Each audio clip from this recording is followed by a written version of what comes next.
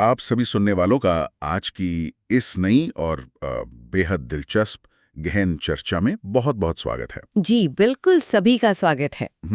अगर आप लोग इंजीनियरिंग या फिर प्रोडक्ट डिज़ाइन और मैन्युफैक्चरिंग की दुनिया से जुड़े हैं, या फिर सिर्फ तकनीक में थोड़ी बहुत दिलचस्पी रखते हैं कि कैसे ये चीजें हमारे आसपास की दुनिया को आकार देती है। हाँ बिल्कुल, तो अगर ऐसी दिलचस्पी है तो आज का हमारा ये डीप डाइव आपको सच में स्क्रीन से बांधे रखने वाला है। एकदम सही कहा आपने। आज हम कंप्यूटर एडेड डिज़ाइन यानी जिसे हम कैड कहते हैं। हाँ, CAD। जी, तो कैड की दुनिया के दो सबसे बड़े, सबसे शक्तिशाली और इंडस्ट्री पर राज करने वाले सॉफ्टवेयर के बीच एक विस्तृत तुलना करने वाले हैं। और ये दो दिग्गज नाम है, कैटिया और सॉलिडवर्क्स। कैटिया और सॉलिडवर्क्स, बिल्कुल। ये दोनों ही सॉफ्टवेयर इंडस्ट्री के बड़े खिलाड़ी हैं, लेकिन इनके काम करने का तरीका या इनकी जो फिलॉसफी है और इनकी टारगेट ऑडियंस भी। हाँ, टारगेट ऑडियंस भी एक दूसरे से बिल्कुल अलग है।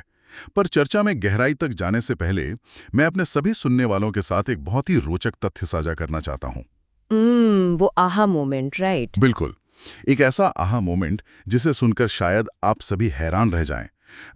इंजीनियरिंग जगत के ये दोनों कट्टर प्रतिद्वंद्वी, जो अक्सर बड़े बड़े टेंडर्स और प्रोजेक्ट्स में एक दूसरे के आमने सामने खड़े होते हैं। हाँ, वो वास्तव में एक ही कंपनी द्वारा बनाए गए हैं। जी हाँ, और उस पेरेंट कंपनी का नाम है डसॉल्ट सिस्टम्स। Dassault systems. सोचिए, मतलब एक ही छत के नीचे बने दो अलग अलग हथियार जो पूरी दुनिया की इंजीनियरिंग और डिजाइन इंडस्ट्री को अपनी अपनी तरह से चला रहे हैं। बिल्कुल, और ये तथ्य कोई संयोग नहीं है। अच्छा? जी, ये असल में एक बहुत ही सोची समझी व्यावसायिक रणनीति का हिस्सा है। देखिए, आज के समय में किसी भी इंजीनियरिंग टीम या किसी मैन्युफैक्चरिंग हब के लिए, या किसी नए स्टार्टअप के लिए भी, हाँ, स्टार्टअप के लिए भी सही कैड टूल का चुनाव करना सिर्फ एक सॉफ्टवेयर खरीदने जैसा कोई मामूली तकनीकी विकल्प नहीं रह गया है। तो फिर ये क्या है? ये एक बहुत बड़ा रणनीतिक फैसला है। यह फैसला किसी भी प्रोजेक्ट की सफलता तय करता है, उसकी गो टू मार्केट स्पीड तय करता है, और सबसे महत्वपूर्ण बात, ये पूरे प्रोजेक्ट के बजट को तय करता है। बजट तो खैर सबसे जरूरी चीज होती है किसी भी कंपनी के लिए। बिल्कुल। और जब हम डसॉल्ट सिस्टम्स की बात करते हैं तो ये समझना बहुत दिलचस्प है कि उन्होंने जानबूझकर मार्केट को दो बिल्कुल अलग अलग हिस्सों में बांटा है। ये कैसे? एक तरफ जहां कैटिया चरम जटिलता, असीमित कस्टमाइजेशन और भारी भरकम इंडस्ट्रियल स्केल का प्रतिनिधित्व करता है, जी। वहीं दूसरी तरफ सॉलिडवर्क्स को बेहतरीन सरलता, गति और रोजमर्रा के इंजीनियरिंग चैलेंजेस को तेजी से सुलझाने के लिए डिजाइन किया गया है। और यही आज की इस गहन चर्चा का हमारा मुख्य मिशन भी है। बिल्कुल। हम आज उन सभी ऊपरी दावों से परे जाएंगे और ये समझेंगे कि आखिर एक इंजीनियर, एक डिजाइनर या एक विजनरी कंपनी के लिए इन दोनों में से कौन सा टूल असल में मायने रखता है। हम सिर्फ फीचर्स की लिस्ट नहीं पढ़ने वाले आज। हाँ, वो तो कोई भी इंटरनेट पर पढ़ सकता है। हम रियल वर्ल्ड एप्लीकेशंस, वर्कफ्लो और इंडस्ट्री के जो असली दर्द हैं उन्हें समझेंगे। एकदम सही। ठीक है, चलिए इसे अनपैक करते हैं। सबसे पहले हम कैटिया के बारे में बात करते हैं। श्योर। कैटिया, जिसे अक्सर एरोस्पेस और जटिलता का बेताज बादशाह कहा जाता है। जी बिल्कुल कहा जाता है। हम जानते हैं कि इसका जन्म एरोस्पेस इंडस्ट्री की जरूरतों से ही हुआ था, हवाई जहाजों और अंतरिक्ष यानों की डिजाइनों को संभालने के लिए। हाँ, लेकिन आज ये ऑटोमोटिव इंडस्ट्री, जहाज निर्माण यानी शिप बिल्डिंग और भारी औद्योगिक उपकरणों में भी इस्तेमाल होता है। बिल्कुल होता है। तो मेरा सवाल ये है कि जब हम इन विशाल उद्योगों की बात करते हैं तो कैटिया ऐसा क्या करता है जो कोई और साधारण 3D मॉडलिंग सॉफ्टवेयर नहीं कर सकता? हाँ, इसे समझने के लिए ना हमें कैटिया के डीएनए को देखना होगा। कैटिया, जिसका पूरा नाम computer aided 3 dimensional interactive application है, जी। वो सिर्फ एक 3D ड्राफ्टिंग टूल नहीं है। ये एक पूरा मल्टी प्लेटफॉर्म सॉफ्टवेयर सूट है। ओके। जब हम एरोस्पेस या एडवांस्ड ऑटोमोटिव सेक्टर की बात करते हैं तो हम ऐसे प्रोजेक्ट्स की बात कर रहे होते हैं जिनमें 10-20 पुर्जे नहीं होते। हाँ, उनमें तो बहुत पुर्जे होते होंगे। बिल्कुल, उनमें दसियों हजार या कभी-कभी लाखों पुर्जे होते हैं। लाखों पुर्जे एक ही मॉडल में? जी हाँ।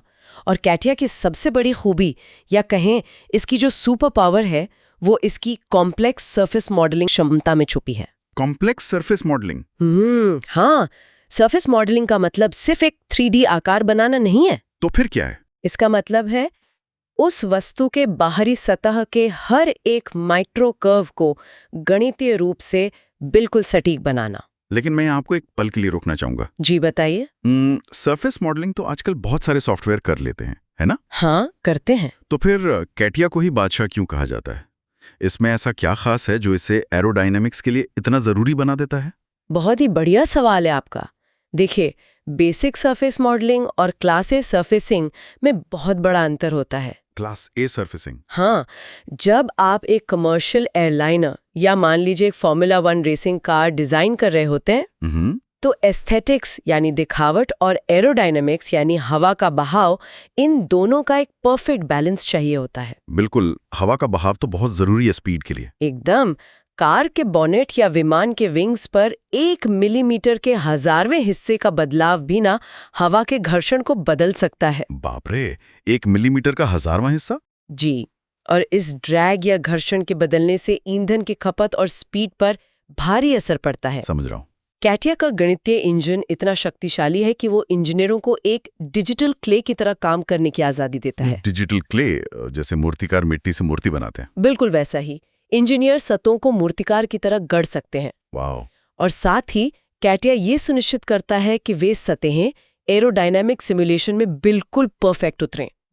इसकी जो कर्व कंटिन्यूटी है और जटिल घुमावों को बिना किसी झोल के जोड़ने की जो क्षमता है, वो पूरी इंडस्ट्री में बेजोड़ है। समझ गया। मतलब ये सिर्फ दिखने में अच्छा होने की बात नहीं है। बिल्कुल नहीं। बल्कि उस सतह पर हवा और भौतिकी कैसे काम करेगी, हाँ, उसकी पूरी गणितीय सटीकता की बात है। एकदम सही पकड़े आप। अब अगर हम इसके दूसरे बड़े पहलू की तरफ आएं, तो वो है इसका integrated PLM, product life cycle management. हाँ, अब हम सब जानते हैं कि एंटरप्राइज स्तर के सॉफ्टवेयर में PLM एक सामान्य बात हो गई है आजकल। जी, हर बड़ा टूल लाइफ साइकिल मैनेज करने का दावा करता ही है। वही तो जब हम 10,000 पुर्जों वाले एक भारी भरकम हवाई जहाज की बात करते हैं, तो कैटिया का PLM इंटीग्रेशन एक आम सॉफ्टवेयर से कैसे अलग हो जाता है? देखिए, यहाँ असली खेल कॉन्करेंट इंजीनियरिंग का है। Concurrent engineering? हाँ, मान लीजिए एक नई कमर्शियल फ्लाइट डिजाइन हो रही है।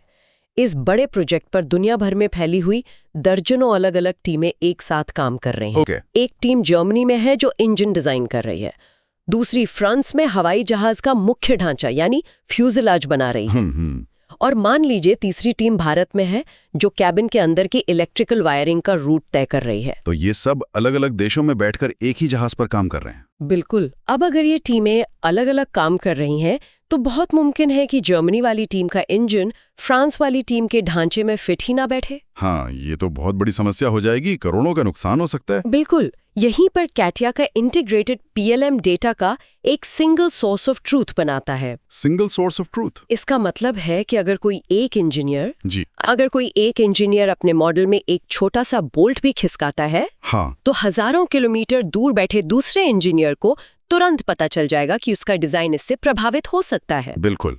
इसे रियल टाइम क्लैश डिटेक्शन कहते हैं। कमाल है। ये डिजाइन से लेकर मैन्युफैक्चरिंग तक पूरे प्रोडक्ट के विकास के हर चरण में एक निर्बाध तालमेल सुनिश्चित करता है।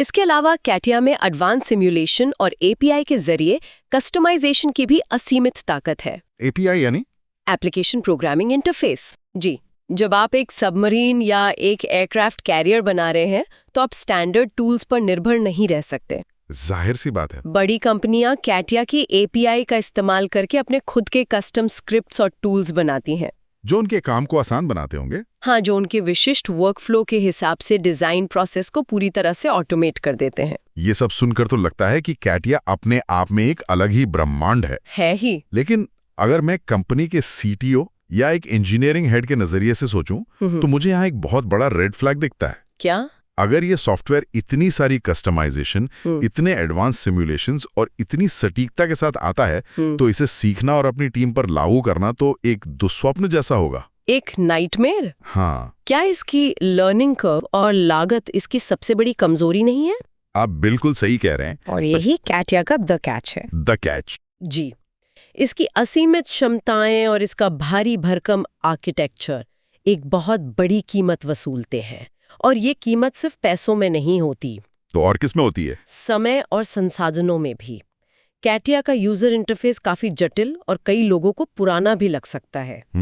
एक नए इंजीनियर को इस सॉफ्टवेयर को पूरी तरह से मास्टर करने में, इसके सभी मॉड्यूल्स को समझने में सालों लग सकते हैं। सालों? बाप रे। हाँ, ये कोई ऐसा टूल नहीं है जिसे आपने आज इंस्टॉल किया और कल से प्रोडक्शन शुरू कर दिया। मतलब रातों रात कोई इसमें एक्सपर्ट नहीं बन सकता? बिल्कुल नहीं। इसके लिए एक बहुत ही अनुभवी और विशेषज्ञ टीम की जरूरत होती है। और जहां तक लागत की बात है, इसका लाइसेंस, इसका इंफ्रास्ट्रक्चर और इसकी पीएलएम सिस्टम को मेंटेन करना इतना महंगा है कि एक छोटे स्टार्टअप या मध्यम आकार की कंपनी के लिए इसे वहन करना लगभग असंभव है। और यहीं से हमारी कहानी एक नया मोड़ लेती है जी, और हमारे दूसरे प्रतिद्वंद्वी की एंट्री होती है, सॉलिडवर्क्स। बिल्कुल। अगर कैटिया एक भारी भरकम जटिल इंडस्ट्रियल रोबोट है, तो सॉलिडवर्क्स एक स्मार्ट, फुर्तीला और बेहद सटीक स्विस आर्मी नाइफ है। बहुत ही अच्छी एनालॉजी दी आपने। शुक्रिया। चलिए, अब सॉलिडवर्क्स का रुख करते हैं। हम अक्सर सुनते हैं कि ये छोटे से मध्यम आकार के व्यवसायों और जनरल मैकेनिकल डिजाइन के लिए दुनिया भर में सबसे पसंदीदा टूल है। एसएमबी के लिए, हाँ। मेरा सबसे पहला सवाल इसके इंट्यूटिव यूजर इंटरफेस यानी इसके सरल इंटरफेस के बारे में है। क्या इसका यूजर इंटरफेस सच में इतना आसान है या ये सिर्फ एक मार्केटिंग का तरीका है? नहीं, ये कोई मार्केटिंग नौटंकी नहीं है। अच्छा। सॉलिडवर्क्स की पूरी बुनियाद ही इस विचार पर रखी गई थी कि 3D कैड को आम इंजीनियरों के लिए सुलभ कैसे बनाया जाए। ओके। जहां कैटिया आपको अपनी जटिल कमांड्स और मेन्यू से डरा सकता है, वहीं सॉलिडवर्क्स का इंटरफेस बहुत ही स्वागत करने वाला और लॉजिकल है। लॉजिकल है मतलब इसे इस तरह से डिजाइन किया गया है कि एक छात्र जिसने अभी इंजीनियरिंग शुरू की है, वो भी कुछ ही हफ्तों की ट्रेनिंग के बाद इसमें काम करने लायक बन सकता है। सिर्फ कुछ ही हफ्तों में? ये तो कैटिया के सालों वाले हिसाब से बहुत कम है। बिल्कुल। इसके टूल्स वहीं होते हैं जहां आप उन्हें खोजना चाहेंगे। तो खोजने में टाइम बर्बाद नहीं होता। सही कहा। ये डिजाइन प्रक्रिया को इतना सुव्यवस्थित कर देता है कि इंजीनियर का ध्यान सॉफ्टवेयर से लड़ने के बजाय अपने प्रोडक्ट के डिजाइन पर होता है। ये पॉइंट सच में बहुत मायने रखता है। लेकिन मैं इसके एक और कोर फीचर पर आना चाहूंगा जो मुझे व्यक्तिगत रूप से बहुत दिलचस्प लगता है। कौन सा? Parametric design. Parametric design. यहाँ बात सच में बहुत दिलचस्प हो जाती है। अब मैं जानता हूँ कि पैरामेट्रिक मॉडलिंग कोई ऐसी चीज नहीं है जो सिर्फ सॉलिडवर्क्स में हो। हाँ, और भी सॉफ्टवेयर ये करते हैं। बिल्कुल। लेकिन जिस तरह से सॉलिडवर्क्स ने इसे अपनाया है और इसे तेज बनाया है, वो कमाल का है। जी। क्या आप हमारे सुनने वालों के लिए इसे किसी रोजमर्रा के उदाहरण से समझा सकती हैं कि ये डिजाइनिंग की स्पीड को कैसे कई गुना बढ़ा देता है? जरूर। देखिए, पैरामेट्रिक डिजाइन का जादू ही यही है कि ये आपके डिजाइन के हर हिस्से को एक दूसरे से गणितीय मापदंडों यानी पैरामीटर्स के जरिए जोड़ देता है। मान लीजिए आप एक इंडस्ट्रियल गियर बॉक्स डिजाइन कर रहे हैं। ठीक है। आपने पूरा गियर बॉक्स, उसकी हाउसिंग, बियरिंग्स और शाफ्ट सब डिजाइन कर लिया। सब बन गया। ओके। अचानक क्लाइंट का फोन आता है कि हमें ज्यादा टॉर्क चाहिए। अब अरे बाप रे, क्लाइंट का फोन तो हमेशा एंड मोमेंट पर ही आता है बदलाव के लिए। बिल्कुल। और वो कहते हैं कि इसलिए मुख्य शाफ्ट का व्यास यानी डायमीटर 5 मिलीमीटर बढ़ाना पड़ेगा। तो अब क्या? पुराने नॉन पैरामेट्रिक सॉफ्टवेयर में आपको शायद पूरा डिजाइन ही दोबारा बनाना पड़ता। हाँ, एक एक चीज फिर से सेट करनी पड़ती। लेकिन सॉलिडवर्क्स में आप बस उस शाफ्ट के डायमीटर का पैरामीटर बदलेंगे। सिर्फ एक वैल्यू चेंज करनी है। जी।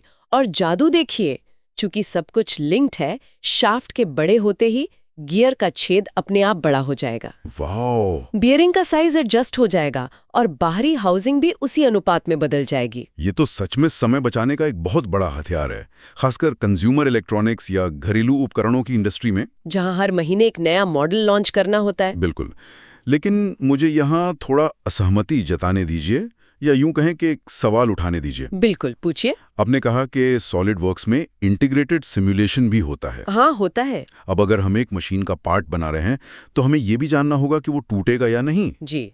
तो क्या हमें हर बार सिमुलेशन के लिए कैटिया की तरफ भागना पड़ेगा, या सॉलिडवर्क्स रोजमर्रा की इंजीनियरिंग के लिए काफी है? आपको कैटिया की तरफ भागने की बिल्कुल भी जरूरत नहीं है। अच्छा। सॉलिडवर्क्स के सिमुलेशन टूल्स बहुत ही सक्षम है। जब आपको एक वॉशिंग मशीन की मोटर का ब्रैकेट डिजाइन करना है या किसी मशीनरी पार्ट पर पड़ने वाले रोजमर्रा के स्ट्रेस और स्ट्रेन का विश्लेषण करना है, तो सॉलिडवर्क्स का फाइनाइट एलिमेंट एनालिसिस आपको बिल्कुल सटीक रिजल्ट देगा। फाइनाइट एलिमेंट एनालिसिस यानी FEA। जी। अंतर सिर्फ इतना है कि ये एक्सट्रीम मल्टी फिजिक्स सिमुलेशन के लिए नहीं बना है। एक्सट्रीम सिमुलेशन मतलब जैसे अगर आपको ये देखना हो कि सुपरसोनिक स्पीड पर हवा के घर्षण से पैदा होने वाली गर्मी किसी नए मिश्र धातु को कैसे पिघलाएगी। ओहो हो, वो तो बहुत ही एक्सट्रीम लेवल हो गया। हाँ, ऐसे चरम विश्लेषण के लिए आपको कैटिया ही चाहिए, लेकिन दुनिया के 90% इंजीनियरिंग प्रोजेक्ट्स को इतनी एक्सट्रीम टेस्टिंग की जरूरत ही नहीं होती। बिल्कुल सही कहा आपने। और यही बात लागत पर भी तो लागू होती है। हाँ, कॉस्टिंग।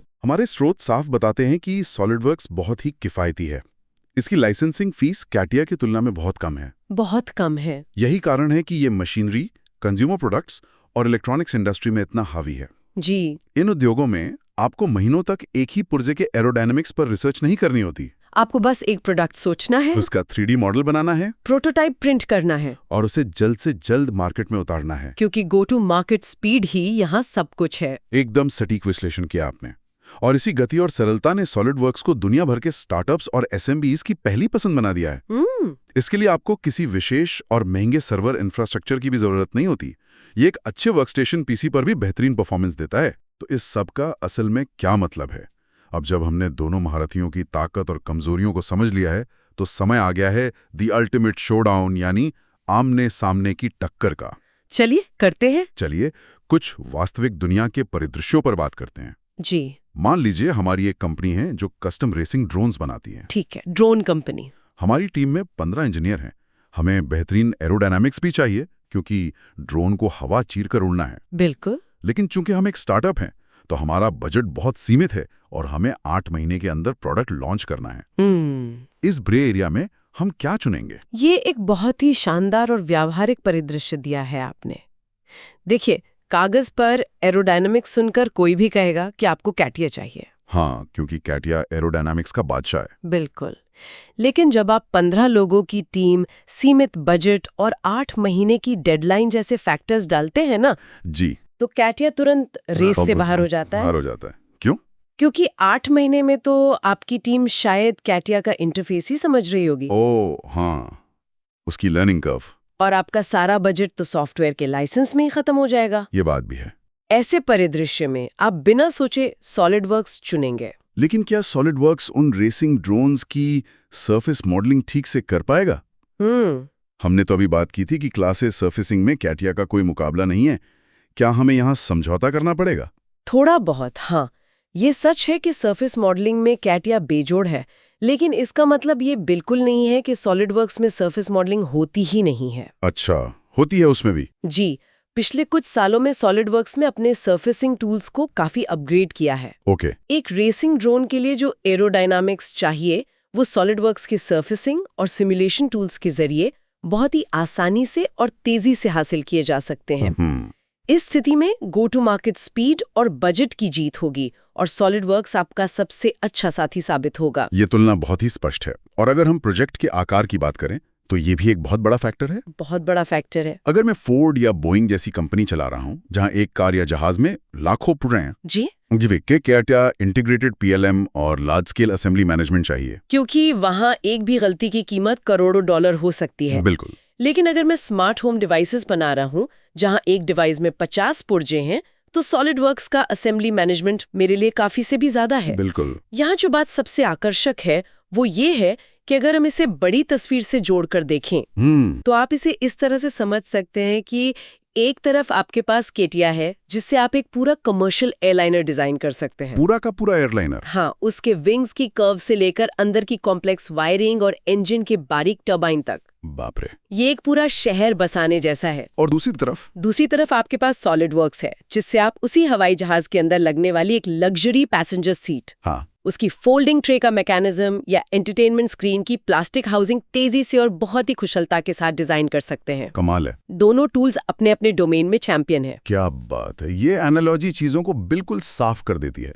एक पूरा हवाई जहाज वर्सेस उसके अंदर की सीट। बिल्कुल। तो इस पूरी चर्चा और दोनों सॉफ्टवेयर्स के इतने गहरे विश्लेषण को समेटते हुए हमारे सुनने वालों के लिए मुख्य निष्कर्ष क्या है? निष्कर्ष बहुत सीधा है।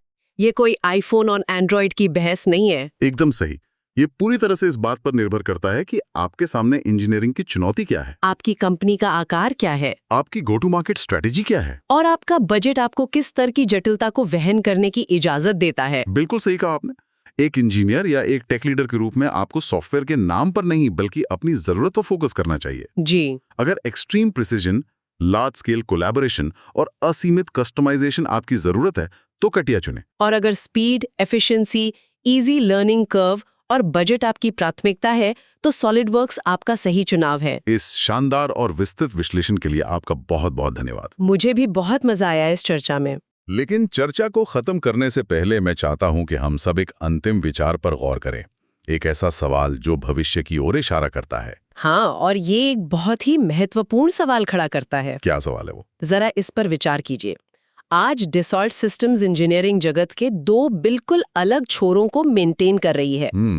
एक तरफ एक्सट्रीम कॉम्प्लेक्सिटी है और दूसरी तरफ एक्सट्रीम सिंप्लिसिटी। बिल्कुल। लेकिन जैसे जैसे क्लाउड कंप्यूटिंग और आर्टिफिशियल इंटेलिजेंस यानी एआई डिजाइन की दुनिया में तेजी से आगे बढ़ रहे हैं जी। तो क्या भविष्य में हमें एक ऐसा इकलौता हाइब्रिड टूल देखने को मिलेगा? Hybrid tool? हाँ, क्या हमें एक ऐसा क्लाउड बेस्ड प्लेटफॉर्म देखने को मिलेगा जो बैकग्राउंड में कैटिया की तरह शक्तिशाली और जटिल गणनाएं कर सके? ओके। लेकिन सामने से उसका यूजर इंटरफेस सॉलिडवर्क्स जितना ही सहज और आसान हो। वाव! क्या कैड सॉफ्टवेयर का भविष्य इन दोनों दुनियाओं का विलय है? ये सच में दिमाग के दरवाजे खोलने वाला विचार है ना? सोचिए, एक ऐसा इंटरफेस जहां एक युवा स्टार्टअप इंजीनियर बिना सालों की ट्रेनिंग के सिर्फ कुछ एआई प्रॉम्प्ट्स और एक आसान यूआई के जरिए कैटिया जैसी ताकत का इस्तेमाल कर सके। ये तो पूरी गेम ही बदल देगा। ये इंजीनियरिंग की दुनिया में एक बहुत बड़ी क्रांति होगी। बिल्कुल होगी। और इसी विचारोत्तेजक सवाल के साथ हम आज की इस चर्चा को यहीं विराम देते हैं। जी। इस विचार पर खुद से जरूर सोचिएगा कि भविष्य का डिजाइन कैसा दिखेगा। हमारी आज की इस गहन चर्चा से जुड़ने के लिए और इस डीप डाइव में हमारे साथ इतनी गहराई तक उतरने के लिए आप सभी दोस्तों का बहुत बहुत धन्यवाद। सभी को धन्यवाद। इसी तरह नई तकनीक और डिजाइन को एक्सप्लोर करते रहिए और सीखते रहिए। अगले एपिसोड में फिर मुलाकात होगी।